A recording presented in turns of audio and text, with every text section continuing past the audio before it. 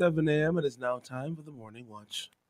Listeners to Love 101 FM are advised that the views and opinions expressed in this program are not necessarily those of Love 101 FM.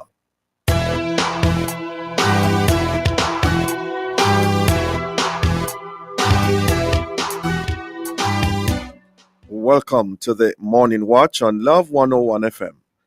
I'm your host, Dylan Toussaint. A special welcome to our listeners on love101.org, and if you're overseas and on the move, U.S. listeners can access us at 712-832-8001. And if you're in the UK, 0330-332-6541, or join us via the Love 101 FM app that can be downloaded from the Google Play Store or the Apple Store. You can also join us on Love 101 FM Facebook and YouTube Live. In the first watch today, assessing Canada's response to the U.S. tariffs. And in the second watch, a review of the 52nd Carifta Track and Field Championships. For our social media question, we ask, on a scale of 1 to 10, 10 being the highest, how proud are you of your country? State the country and your reason. We're asking you to share your responses on our Love 101 FM Facebook page and YouTube channel, and also on WhatsApp 876-997-3125 using the hashtag The Morning Watch. We'll share your responses later on in the program, but before all of that, here's I quote. All right, good morning, good morning. Today's I quote says, people who think they know everything are a great annoyance to those of us who do. Yeah, and it's from Isaac Asimov. Good morning, Jukal. Good morning. I guess the reality of that quote is that none of us knows everything. That's right. Yeah. Mhm. By the way, Jukal, I came in this morning and realized that the traffic was not as heavy as it normally is. Yeah, school is out? Yeah, school is out. Okay, all right. Yeah, I think it's still out until about next week. All right. Yeah. Oh, those school days, eh? Yeah. We'll put me back in school. Yeah, the first watch will be back after this break.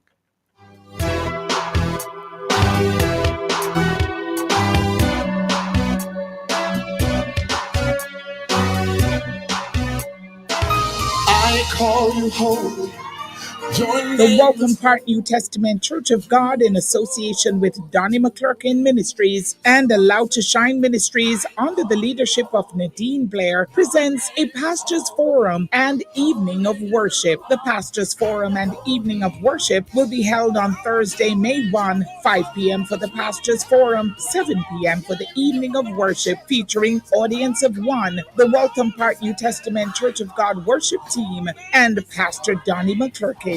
Admission is free. Bring an offering. That's the Pastors Forum and Evening of Worship, presented by Donnie McClurkin. Don't miss this time of worship and fellowship. Thursday, May 1. See you there.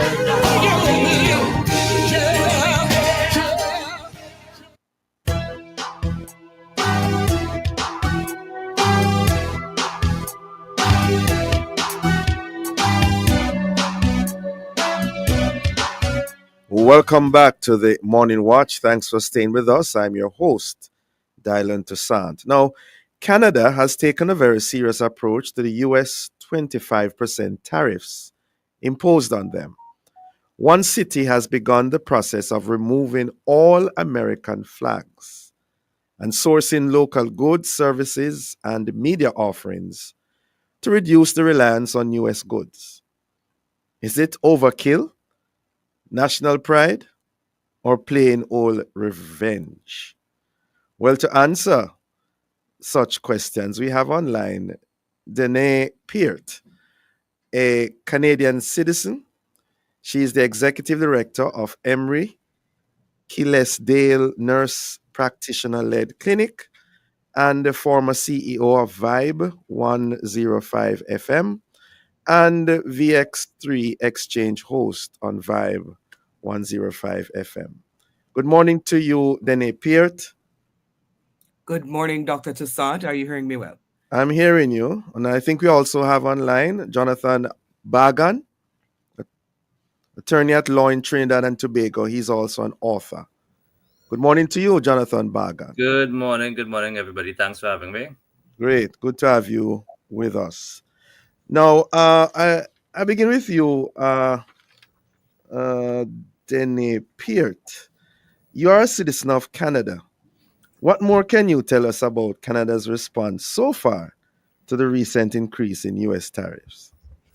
Um, well, I'd say that just for context, I'm also Jamaican born. I was Right. just in Jamaica, so if you hear me being hoarse, I caught something there. I got back Mhm. yesterday in Mhm. time to vote in the Canadian election. So I'll say that Canada, like many other countries, had a swift response.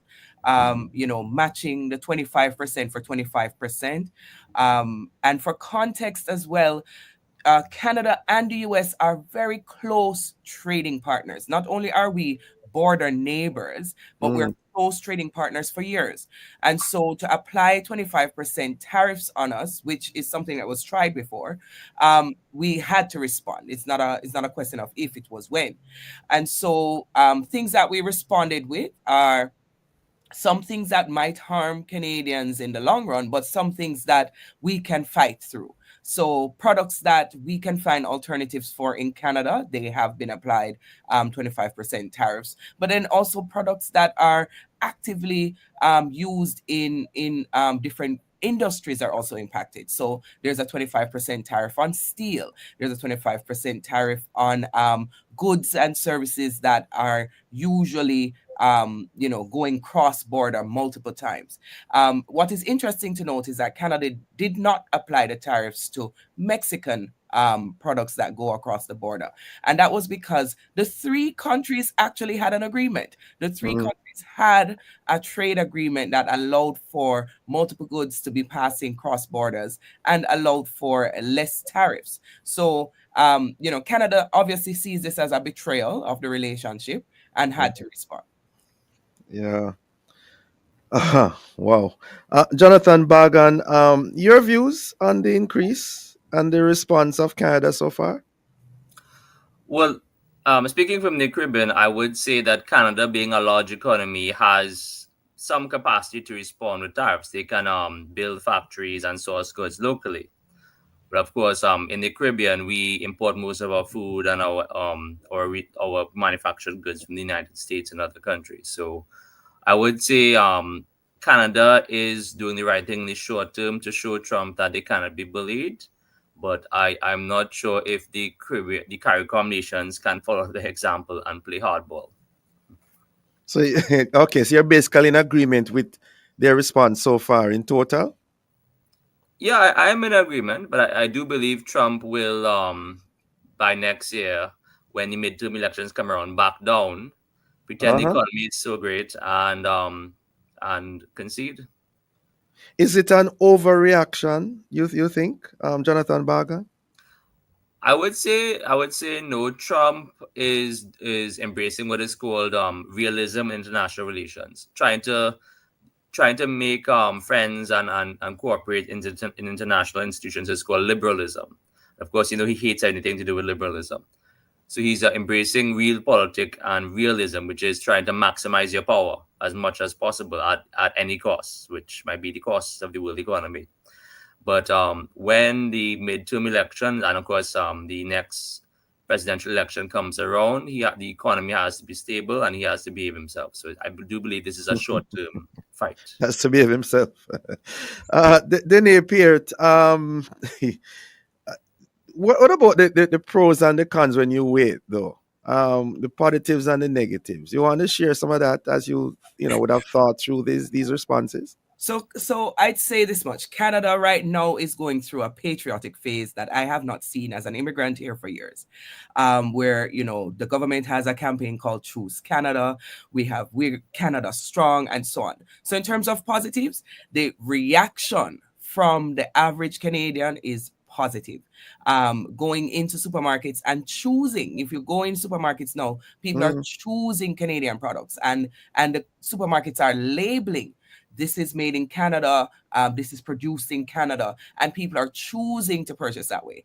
Also, people have cut their border crossings. In February, there was 500,000 less persons crossing the border, and in March, there were 900,000 less persons crossing the border from Canada into the US. So it is going to have impact, and you can see the patriotism and loyalty from Canadians. So that's good.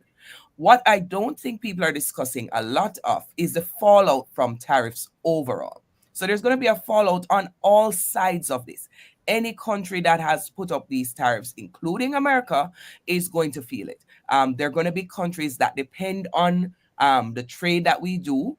There are going to be companies that depend on the products that we trade that are either going to go under, are go out of business, will lay off people, and that's going to happen on both sides of the conversation. And it's going to happen in the Caribbean as well, because there's such a dependency and a codependency on trade. So the fallout, I don't think a lot of people are contemplating it, because Trump was playing around with the tariffs. Like, this week he's off, this week he's on, and so on. So I don't think everybody has had a full grasp of how far can this go and how deep can this go. But if it keeps going far, I can tell you one of the fallouts in Canada, and we're already seeing the government prepare for it, is they are saying, okay, for EI, which is employment insurance, which in this case will be an unemployment insurance. If you lose your job, we're going to reduce the time that you have to wait for unemployment insurance.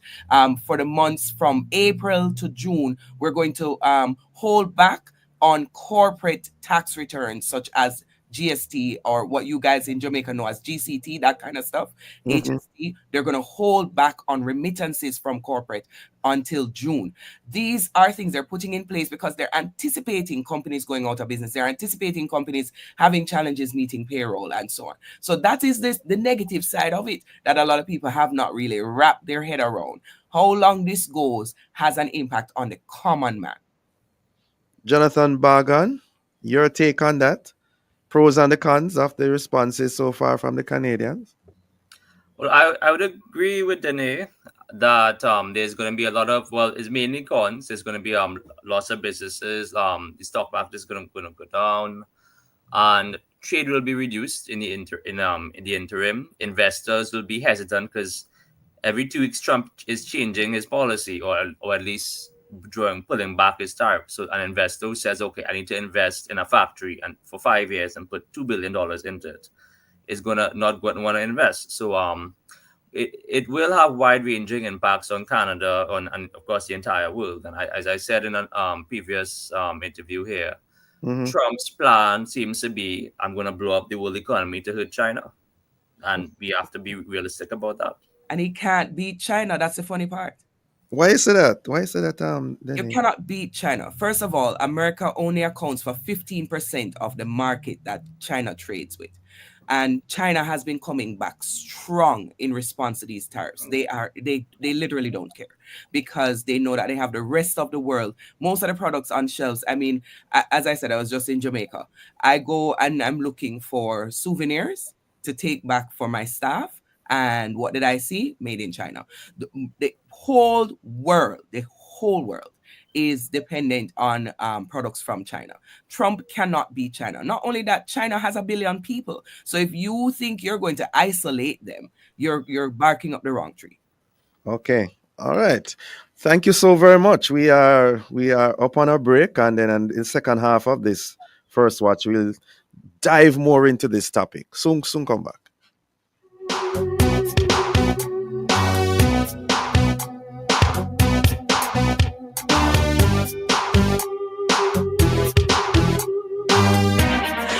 Jamaica and its workforce are advancing quickly. Life-changing opportunities are arising.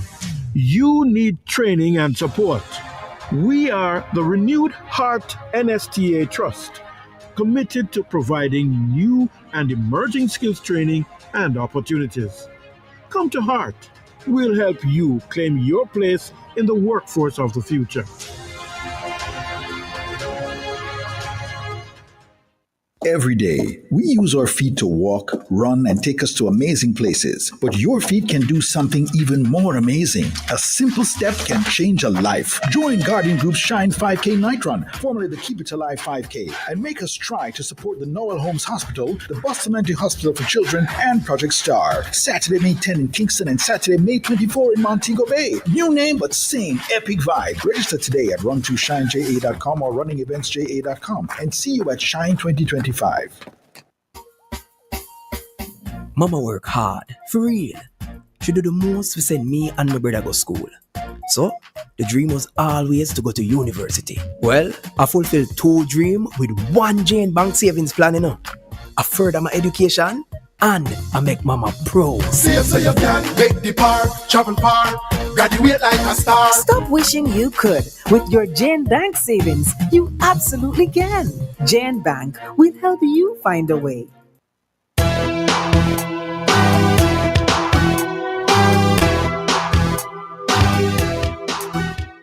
Welcome back to the Morning Watch. Thanks for staying with us.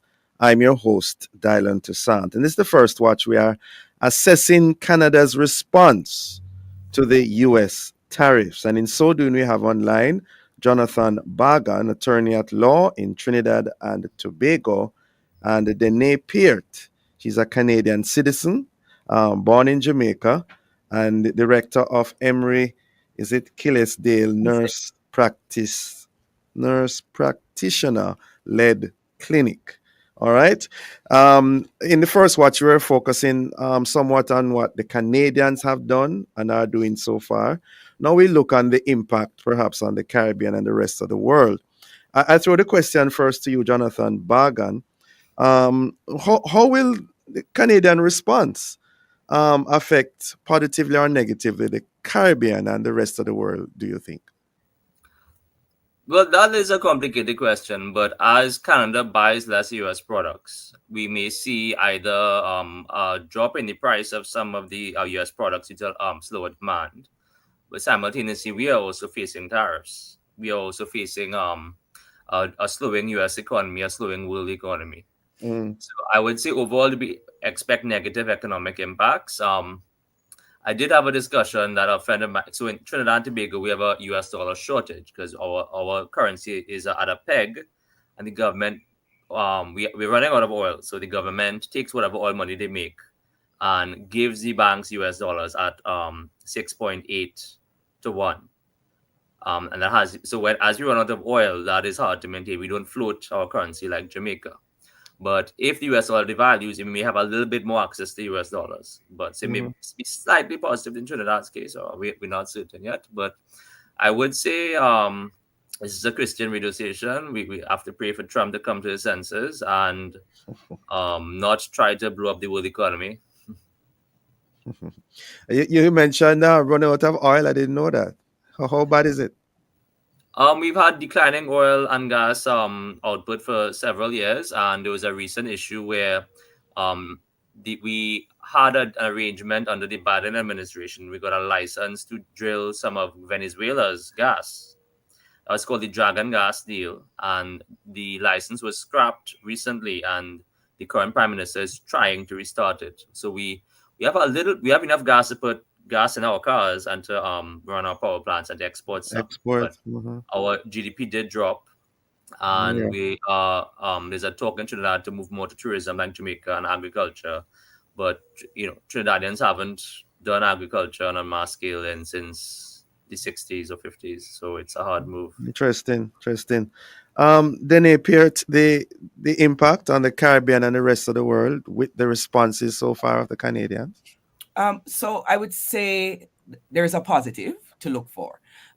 With Canadians changing their travel patterns, I would say the Caribbean in general, of course, Jamaica, because I'm biased, needs to step up to the plate and promote themselves for receiving tourists, because Canadians are looking for other options since they're not going across the border anymore. And it's not like en masse, it's only about 15% drop in border crossing, but you can benefit from having an additional 1 million people Mm-hmm. coming into the Caribbean during this time. And as we go into summer and so on, I expect that Jamaicans could, monopolize on this, put out some promotion. Trinidad, I understand the situation. It's harder to ramp up because Trinidad has, kind of a seasonal approach. You're coming for carnival and so on, but there hasn't really been a big tourism push. But there are other islands in play that can make a big tourism push, put out events and so on, try to attract those who are not just from Canada, other countries that are avoiding the US. Because one of the fallouts from Trump in general is not just tariffs, is these immigration moves that he's also made, making it uncomfortable to Mm-hmm. travel to the US in general. Mm-hmm. So that's a benefit for the Caribbean. In terms of the fallout, Jonathan is actually, on point. We're gonna feel it more in the Caribbean than anywhere else. Them always say, Oh. them sneeze, we get cold. Uh-huh. That is for sure the fallout is coming because not only are there tariffs put on the Caribbean, which is silly, but there are tariffs put on Caribbean countries, but also there's such a dependency on products because the Caribbean is a recipient of products more so than a sender, more so than an exporter. So that is a big challenge for the Caribbean to conquer. And just as I was saying in Canada, when job losses come, there are going to be job losses in the Caribbean because there are companies that do a lot of imports. And if they can't afford the imports, they're going to reduce their production, they're going to reduce their sales, they're going to reduce their staffing. So he's right on. There is going to be a fallout, and the CARICOM is definitely going to feel it more the longer this continues. Doesn't sound so rosy at all. Jonathan Bargan, what is Trinidad doing now that you can tell us in response to what is happening with these tariffs? And what are the lessons that can be learned from this in the entire Caribbean? Well, we are doing an election in the 28th to decide who the government will be, and the government has we do not have a U.S. ambassador in Trinidad at the moment, so they normally come in the September of the election year. So Mm-hmm. um, we are engaging with the U.S. government to ask them to please not harm our trade, but our Trinidad is more of an exporter of the energy, but we do have a manufacturing sector. We do make certain products we see on the shelves in Jamaica. So we're hoping that the manufacturing sector, okay, if Canada now has to manufacture more, then we in Trinidad can manufacture more for the region. Mm-hmm. Now, manufacturers have said that the manufacturing and not the energies may be the salvation of our economy. But yeah, pray for Trinidad's election. It's pretty hot. We'll see what Oh, happens. but I'm hearing Dene Peart saying that the Caribbean needs to promote itself more in receiving the tourists, the fall off from the tourism sector toward the US. How is Trinidad going to address that? Well, as I said, we have to wait for our new government to put out a sound tourism policy. We've had a very, as you know, Trinidad's crime rate has almost matched Jamaica's in recent years, and Yeah. we had an assassination outside our airport. So Mm. until we can get our crime situation under control, we can't exactly come to the airport that just had a guy shot with a AK. Well, it was like a high power rifle as soon as he Wow. left the building. Yeah, so we need to get things together first, and we just came out of state of emergency. So Tobago is our sister isle and it's fairly safe by comparison. So I think we have built a new airport in Tobago, a proper international airport. So hopefully um at the airport nobody was shot in, so hopefully they will receive more. Has there ever been a shooting in the Jamaica's airports, right on the compound? Not in recent times, I No, can't think of. no, You're doing better than us, including from Jamaica. Yeah. yeah. I But think but Jamaica is fairly sorry, insulated. go ahead, Then if you wanted to come in. Sorry, I think Jamaica is fairly insulated in terms of tourism protections. We tend to be safe for tourists. We have very few incidences that involve tourists. Of course, Jamaica is slick by not counting returning residents that are in incidences. But fresh tourists coming from foreign tend to be safer in Jamaica there's just an unwritten rule. Wouldn't you agree, Dr. Toussaint, that Yeah, we man. Yeah. You had mentioned about patriotism earlier, Dene Peart. Mhm. And you seem to still have contact with Jamaicans on a regular basis. Mhm. Um, what can Jamaica learn from this in that regard? The Canadians now, you're saying they seem more patriotic. Choose Canada is the slogan. What can we learn? What should we learn as Jamaicans from that? So I've always been told that those of us in the diaspora are more patriotic than those on the ground because we're not in the lived experience. And so this is an opportunity for Jamaicans to really coalesce around what is it that they pride themselves on as being Jamaican, and Mm, similarly for CARICOM countries. This is an opportunity to learn from the errors of cutting out manufacturing. Earlier, when I told you China cannot be beat, the reason China cannot be beat is mm. because they went to the forefront of manufacturing. They took over almost every aspect. So Although the cheap labor part of it is a concern yes, under yes, some horrendous conditions, we are told. yes, but they're a different country and they will take it. You understand? So what can we do on the islands is think about what are we good at? What can we ramp up really quickly? Because what Canadians, Americans, and everybody else is learning is it's not that easy to put up a factory tomorrow, and it's not that easy to start a stream. So now is the time to think about what is the stream you want to get into in terms of exports. What is the stream you want to get into, even in terms of subsistence? There's such a lack of subsistence farming. Like Jamaicans shouldn't be struggling to take chickens and so on. You should grow some, have a chicken coop in your backyard. There's so many aspects that we need to learn from quickly and ramp up quickly because, as I said, the longer this goes, the fallout will be felt in the CARICOM. Yeah, but we have been having the campaigns, eat what you grow what you eat, Yeah. for many years. Is it that you are saying that from the feedback you're getting is that it's not being impactful? It's not taking. It's not taking. Just you know how these campaigns go. Just like we used to say, no, dirty up Jamaica, and then you see people littering again.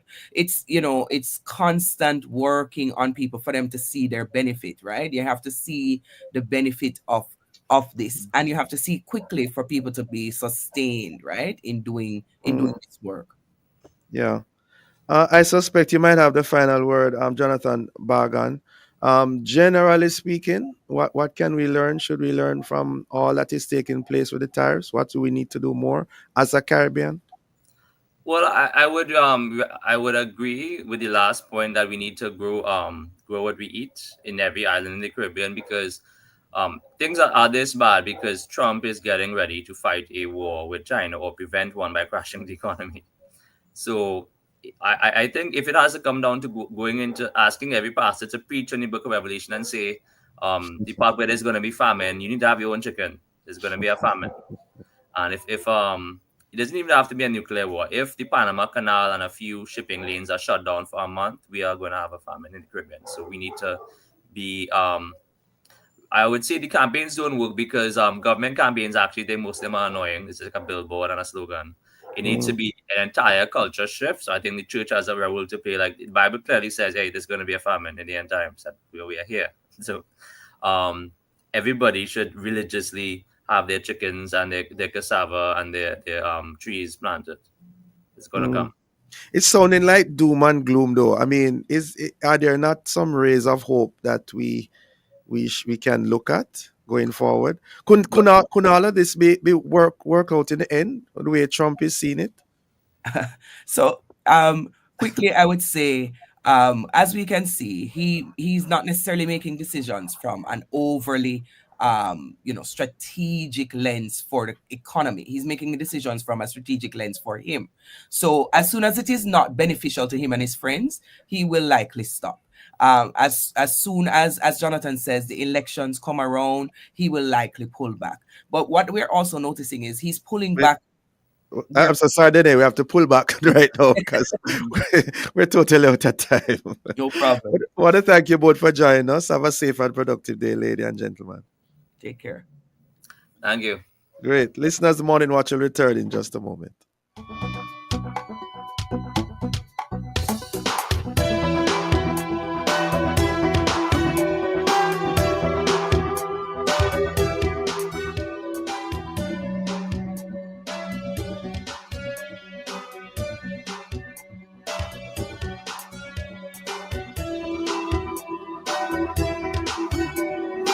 Open a deposit account in the JN Bank Savings Streams promotion and save monthly for a chance to win an all expenses paid trip to Peru. Enter now. The time by JN Bank Savings Streams promotion is 7:30.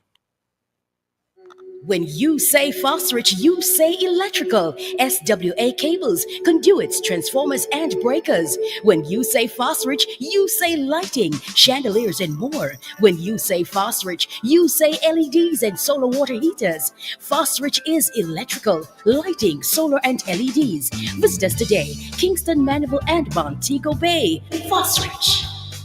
CC Winans brings her More Than This tour to Jamaica, joined by Chevelle Franklin, Kevin Downswell, Prince Sar, Jean-Marc Wigan, MCs, IT, and Nadine Blair. Tickets are going fast. General 6,000, VIP 20,000, VIP 32,000. Limited time offer now. Get your tickets at select locations island-wide or online at sparopen.com. Follow at More Than This Jamaica on Instagram for more details. CC Winans, More Than This, King's House, East Lawns, Friday, August 1. Are you ready?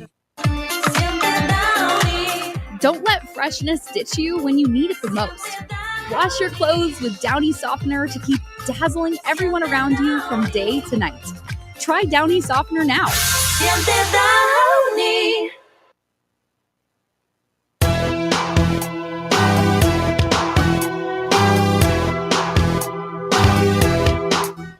Welcome back to the Morning Watch. Thanks for staying with us. I'm your host, Dylan Toussaint. Let's now look at the newspapers to see what Jamaicans and others are saying and doing in the Observer.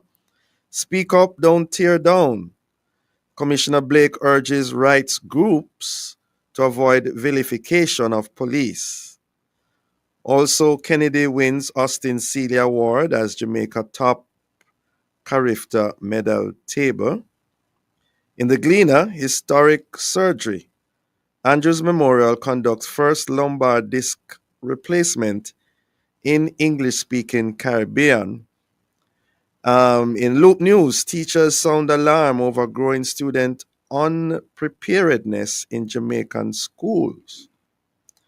And then tragic news, 2 more road deaths over the Easter holiday. Wow.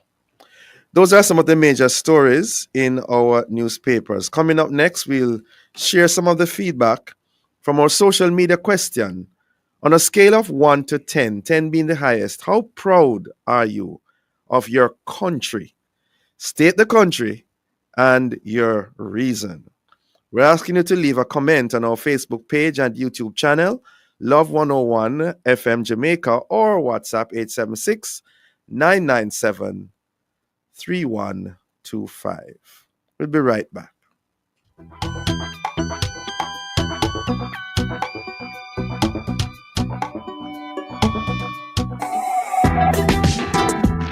Depending on where you research and what you consider a symbol, there are over 1,500 symbols in the Bible. Palm leaves, olive branches, and a dove are just 3 of them. Symbols of peace, joy, honor, hope, and the Holy Spirit. They all have multiple meanings and are used in many scenarios throughout the Bible. What are the stories behind their meanings and their value to us today? Do we give these symbols the respect and recognition that they deserve? What does the Bible say? Tuesday, April 22, on The Rock. Join guests Reverend Albert Martin and Marsha McDonald as they discuss the topic palm leaves, olive branches, and a dove. That's The Rock, Tuesday, April 22 at 10 a.m. right here on the family station, Love 101. Have to be a man, got to be a man. On the next episode of The Mailbox, we will be focusing on God's Grace Part 2. God's grace signifies God's favor, kindness, and love bestowed upon humanity, offering forgiveness, salvation, and the means to live a righteous life. You are invited to hear the continuation of Mr. Paul Park's testimony from not being able to read after high school to guidance counselor, lecturer at GC Foster College, and published author. The mailbox is brought to you by Solid PVC Pipes, manufactured in Jamaica by Fosrich Company Limited. That's Wednesday, April 23 at 5:30 p.m. only on the family station. Love 101, the mailbox, Monday. So when they got man them there, the matty look and it's on them there. So I call you home. The Welcome Park New Testament Church of God, in association with Donnie McClurkin Ministries and Allow to Shine Ministries, under the leadership of Nadine Blair, presents a Pastors Forum and Evening of Worship. The Pastors Forum and Evening of Worship will be held on Thursday, May 1, 5 p.m. for the Pastors Forum, 7 p.m. for the Evening of Worship, featuring Audience of One, the Welcome Park New Testament Church of God worship team, and Pastor Donnie McClurkin. Admission is free. Bring an offering. That's the Pastors Forum and Evening of Worship, presented by Donnie McClurkin. Don't miss this time of worship and fellowship. Thursday, May 1. See you there.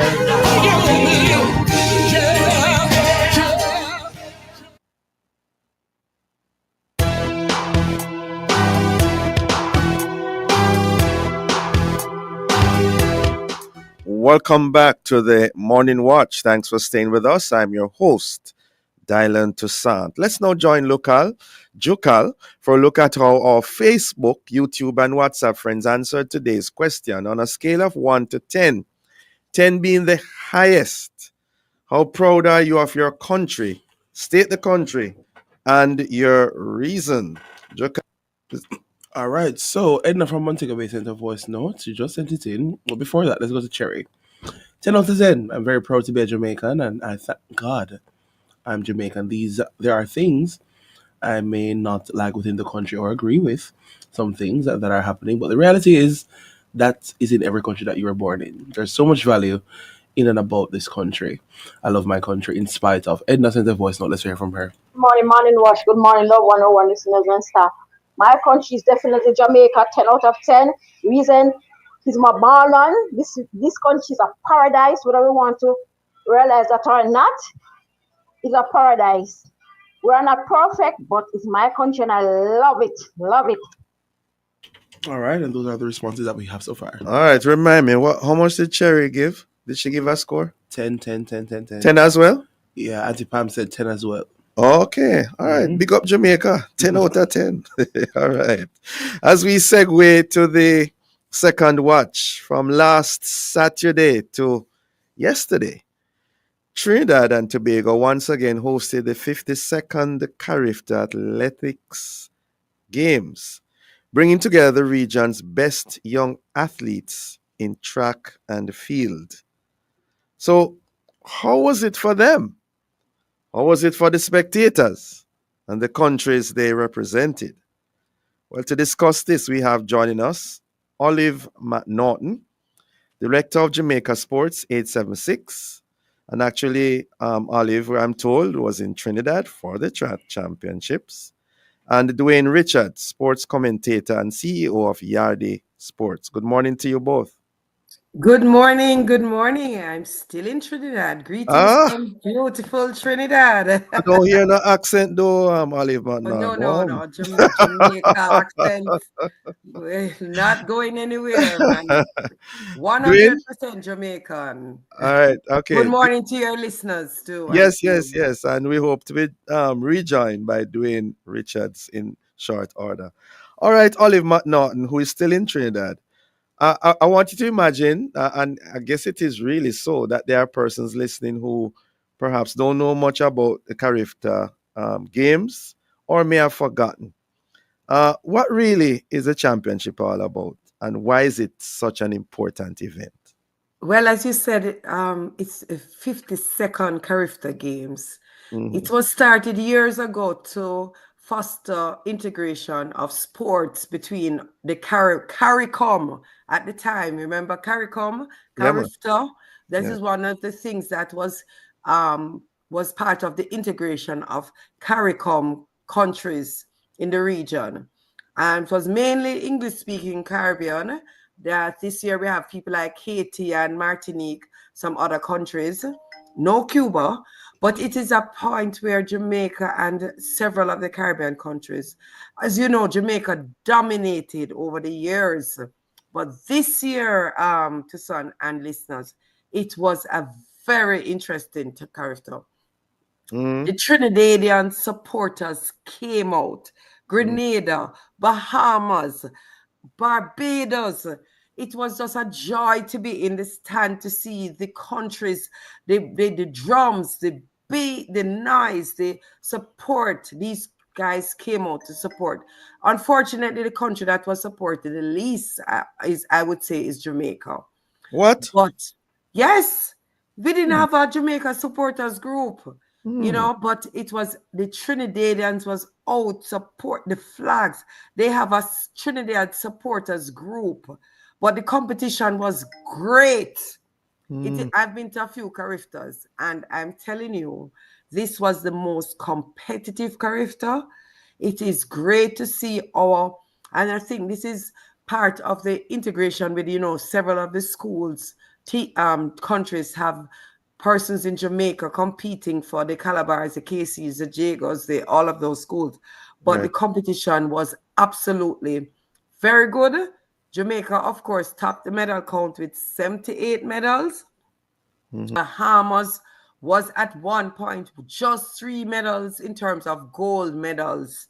So you can see that the competition, Jamaica, I was saying, should stop going Carifta because we were so dominant. But it was an excellent competition. You mentioned the support being less than the other years. Any idea why that was so from the Jamaican perspective? Well, as Jamaica hosted Carifta around 3 years, and even in our national stadium, we don't have Jamaicans coming out to support junior. What do you think is behind that, Olive McNaughton? What's behind that? That's a phenomenon I didn't know about. You didn't, well, at Carifta 2 years ago, Bahamas took a plane. They had their big drums and turbo and thing. This is something that Jamaicans like international track and field. We like Olympics and see our senior athletes. We like champs. But to come out and support our juniors and even the athletes themselves, Tucson, it's unfortunate. But the athletes, as you saw in one particular event, the athletes themselves preparing for pen relays. So what we see here is that even though you have Jamaicans here, you did not have that brand presence. Because as you know, I go to the major events and I ensure that we have out there with Jamaicans with our brand. But it's something that Jamaicans need to look at. Trinidad, I was talking to one of the coaches, they support their junior programs. Bahamas have a strong groomer program. And so even though we are dominant, we take it for granted. I think we take it for granted that our athletes will just go out there. But one of the things that came out clearly is that even in the 100s and the 200s, Jamaica only won the Sabrina Dockery. Douglas was excellent, winning the 1, the 2, the 4x1, and the 4x4. I'm saying that Jamaica didn't, and Stevenson won the under 20, dominated. But for the under 17, the other countries, St. Lucia won the girls 100 meters. Bahamas won the 100s. So we're seeing that the other countries, the under 17 was more dominant with the smaller islands, whereas Jamaica kept up in the under 20. Yeah. But it's an interesting thing that we need to look at as a country, how we support our junior athletes at Carifta. Okay. And even, Yeah, we're up on a break. We're going to be drilling down even more into this on the next half of the program.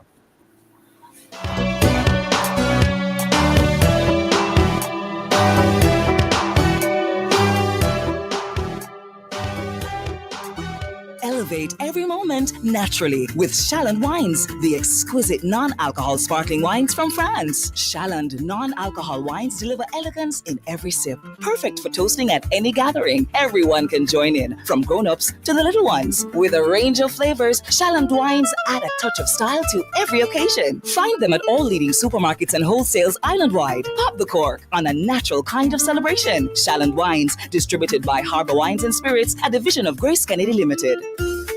Empower your future today with international and regional certification. Register now at the Distinction College, now opening a satellite school in Montego Bay. Start online and face-to-face classes in CSEC, Cape and City and Guilds, Math and English, Practical, Geriatric, Pediatric, and Mental Health Nursing. Call center, AC, Plumbing, Electrical, Housekeeping, Food Prep, Waitering, Bartending, Pharmacy and Phlebotomy Tech, Business Administration, Front Desk Clerk, Supervisory, HR Project and Business Management, Customer Service, Early Childhood and Child Care, and much more. No subjects required, no age limits. Register this week and win a subject or course for free. Visit us at Dome Street, Montego Bay, or call 876-545-3782. Attention, Jamaica. Fenty Beauty has arrived. Now available exclusively at Fontana Waterloo and Fontana Montego Bay. Join us in store to find your perfect foundation and skincare routine with Fenty Beauty and Fenty Skin today.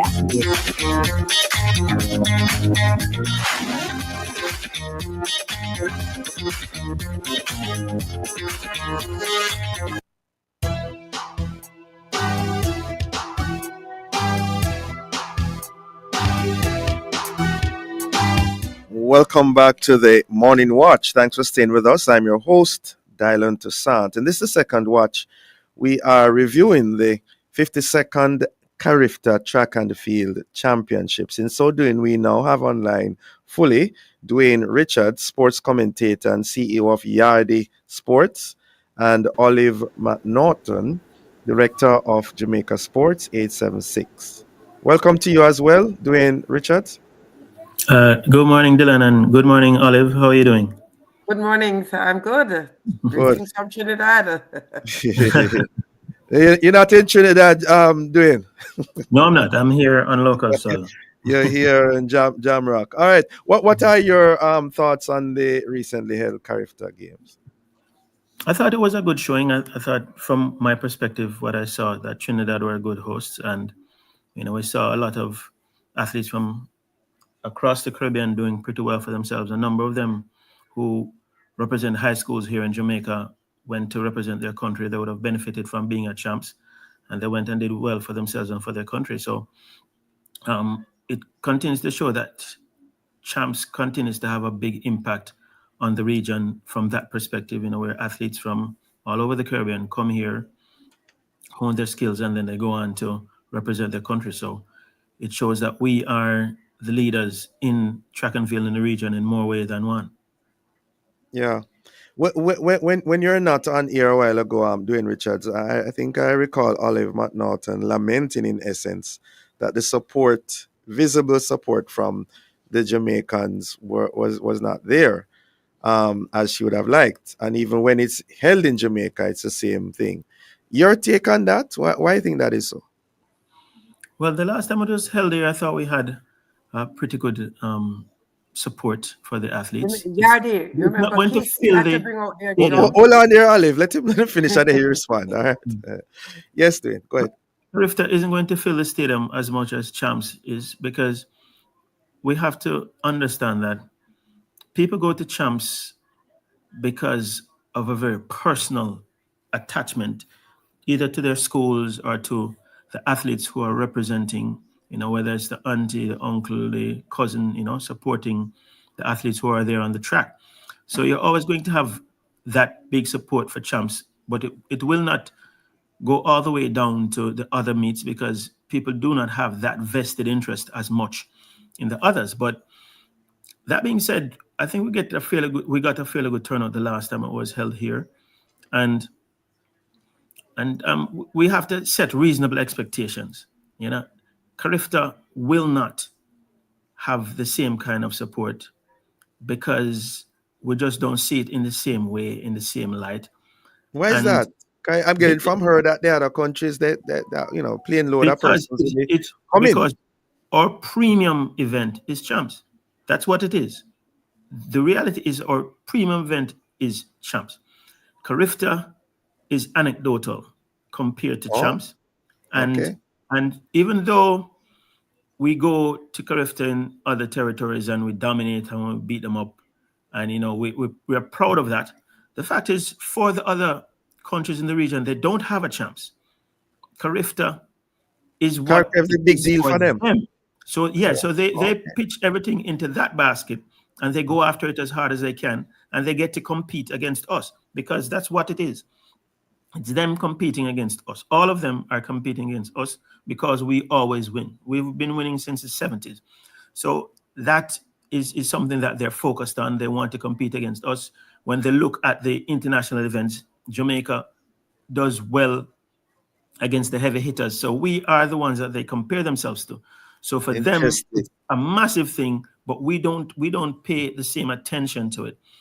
For example, very few athletes from Heidel went to Carifta because the focus for them was winning champs, and then we'll see those And athletes performing pen relays. in the pen relays because that's Mhm. where they chose to focus. Because for Mhm. them, Carifta wasn't the main thing.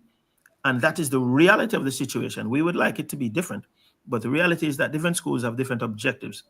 And some coaches may see going to pens as a bigger opportunity for their athletes to score scholarships to That universities and overseas. So they set Carissa the games. objectives accordingly.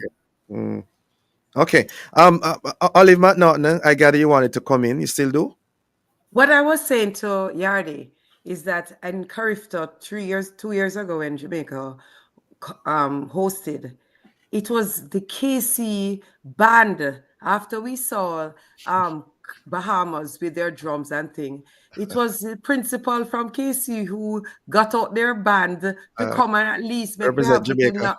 represent Jamaica a little bit. I don't know if you already remember that, but that's what that is what happened, because it looked bad that Bahamas was out be playing us out making noise, and we were just there quietly in the stands. But the drums from KC came out and they branded them in the Jamaican colors. But Yes. as I said, it's just something that we need to look at as a country. And as I said, they have a strong supporters group in Trinidad. They were selling shirts. I don't know if you saw the colors of the flags. All the Trinidadians were out there with their Red win, and lose, black. or draw. They were supporting their athletes, Yes. and we just take it for granted because we are dominant. You had And mentioned Olive McNaughton, 78 medals. How does that square with the other years? I was talking to I made contact with the technical manager. I know we have gone as far as I think 90 medals. So 78 is a good show. But the other countries, the medal count for the other countries came up very well, in the sense that 78, I think this would be probably around our fifth best showing, because we Mm. have gone as much as 90, because in years we were just 1-2 in the 400. We didn't score in the 400 men. In the sprints, Jamaica usually dominate all the sprints, but it did not happen this year at all. With Mm. the under Other 20 countries have men, shown up. yep, we Mm. got 10 gold medals in the men under 20, and in the female 9, but only 5 gold medals in the under 17 and the under male and female. So it shows that the other Caribbean countries are definitely working on their youth program, and it is only goes well for our Caribbean presence at the international level. Yeah. Dwayne Richards, what were the highlights for you? Who were the standouts for you? uh, the Celia Award winner. Yes. We after champs, you would have expected it because he was very, very dominant during the course of the season. That's Kennedy. So we expected it after his performances at champs, and all of his throws. It's remarkable. A lot of people do not know this, but on the discus, all of his throws from the very first one broke the record. Wow. His entire sequence was further than the That's record phenomenal. going into the championship. So Kamari Kennedy Yeah. The Austin Sealy Award winner, 2 gold medals, 2 records. Some people don't understand why it is that people who got 4 medals didn't get it, but the 2 Austin gold Sealy medals. Award is about individual performance, and so relays don't factor. And he broke both records on his way to winning Oh, the we had award. some other records broken by Yeah, Jamaicans. we had the records in the Shaquille Gordon. Shaquille Gordon Yes. in the 110-meter hurdles. In Yeah. fact, both him and Daniel Clark went under the record in the final. So that was another outstanding performance there in that. 13.19 seconds and 13.21 seconds, I'm seeing. Yes, Yeah. another 110 meter record. hurdles. Mm-hmm. Yeah, another record is Marla K. Campart, 1744 in the shot put, breaking our national record. That was also actually a significant in the shot put, guys. Mm-hmm. That was a good performance by the young lady from Clarendon College, Yeah. and something that we need to. Was talking to the coach for the field events. They medal in every one of the field events, Jamaica. And as I said, Kamari Kennedy has been showing his from champs. He was breaking the national record, both in the discus and shot put. Is not you have a Travis or a Dakers over the years. They would perform well in the discus, but not so well in the shot put. But he broke both records, and it was just great to see that a field event competitor got the Austin Sealy Award. That is significant. Yeah, I Because wanted to talk about that. The field vis-a-vis the track. Where did Jamaica shine more? I need to go through the entire results, but what I can say is, as a matter of fact, is that the field events we did very, very well. For example, on Sunday we got first and second in the long jump. The boys under 17 long jump, and both athletes produced their best jumps on the final effort. Michael Graham, who got second, he was in 4th position, leading into his last jump. He jumped and took over the lead. And then after he took over the lead, he bumped out a Trinidad and who was left very disappointed. And then on his final jump, Amani Phillips, he went back to the lead from second to first, and we got first and second. And so when you look at what we've done, Michael Andre Edwards from Jamaica College, he's had a fantastic season. He dominated from the development meets all the way through to champs, and he won a gold medal there at the Carifta Games. So you wouldn't be surprised by that type of performance. So we have done tremendously well over the last few years in the field events. It reflected in what we did in Paris. And I think it's time. It's really, really time for Jamaica to start paying attention to what we're doing in the field and start to support the field events a lot more, start shining light on it, start giving the coaches who are developing these athletes more support in terms of equipment. Something good is happening with the field events. The equipment is very expensive, and I think that the coaches need to be supported in that way, and administration needs to provide them with more support that way so that they can continue to train the athletes and to develop the athletes so they can continue to shine on the international stage, because what we're doing now is proof that we are there. It's something I've been speaking about for years, and it's manifesting itself now. Yeah. And it's clear and obvious to everybody who wasn't paying attention that, yes, the field events have arrived. We are right there on par. The girls under 20 high jump, the 2 young ladies got first and second. They jumped for women from Chavez Penn. He's a phenomenal athlete. He's a phenomenal athlete. Yep. He won the high jump. We got second in the high jump as well.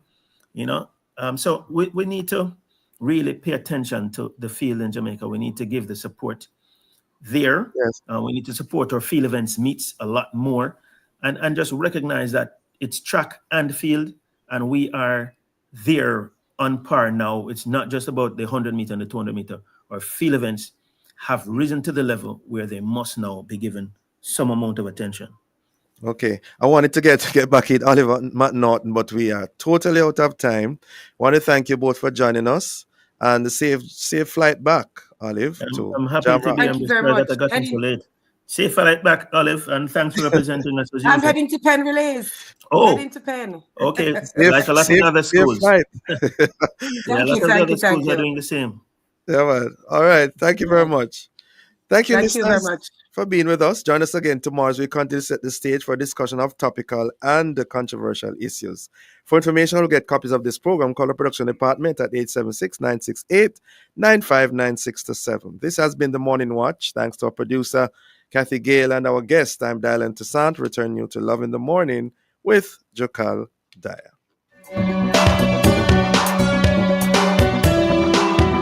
At the Ministry of Health and Wellness, we are committed to the values of care, compassion, excellence in service, integrity, teamwork, and innovation as we work to safeguard the health of our nation. The time by the Ministry of Health and Wellness is 8 a.m. and you are now invited to listen to